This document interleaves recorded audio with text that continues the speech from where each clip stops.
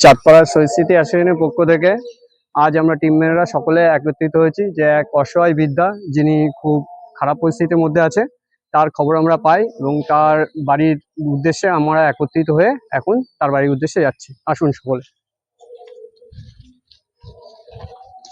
আমরা সেই অসহায় বৃদ্ধা ঠাকুমার কাছে আমরা এসেছি টিম মেম্বাররা সকলে।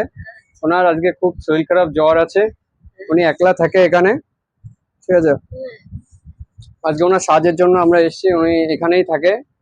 বাড়িতে বাড়িতে কাজ করেন আপনি?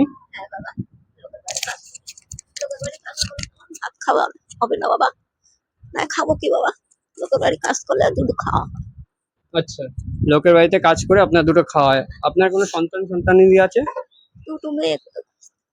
হ্যাঁ, কেউ দেখে না। আচ্ছা আচ্ছা, ঠিক আছে, কাঁদবে না, ঠিক আছে দাদা। আমরা আপনার পাশে আমরা সবসময় আছি, থাকবো, ঠিক আছে। এরকম এসছি, আবারও আসবো।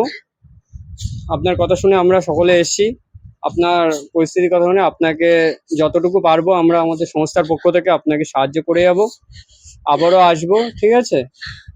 কাঁদবেন না, কাঁদবেন না, আমরা তো আপনারই সন্তান না? তোমরাই তো আমার সন্তান।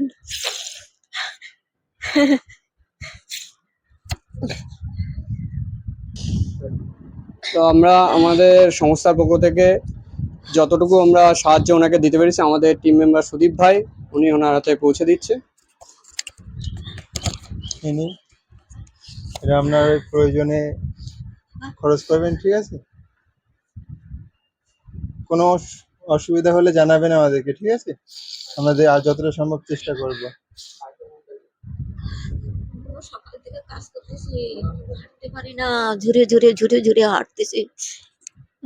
বাড়ি এসে একটা ছেলে আসলো, বললো কি মাসি আপনি যাবেন, আমি ওই দুটো খেয়ে আসছি, খেয়ে এসে আর হাঁটতে পারছি না, গলা শুকিয়ে যাচ্ছে। তাই আপনি অসুস্থ, তা ডাক্তার দেখিয়েছেন? আজকের থেকে তাহলে আমি গিয়ে একটু ডাক্তার দেখিয়ে নেবেন, ঠিক আছে। আচ্ছা, আপনি রেস্ট নিন এখন, আমরা তাহলে আসছি। হ্যাঁ আচ্ছা বাবা, ঠিক আছে, আসছি তাহলে। কোনো সমস্যা হলে আমাদের বলবেন, নিজের ছেলেদের মতন দেখবেন, ঠিক আছে। ফোন নাম্বারটা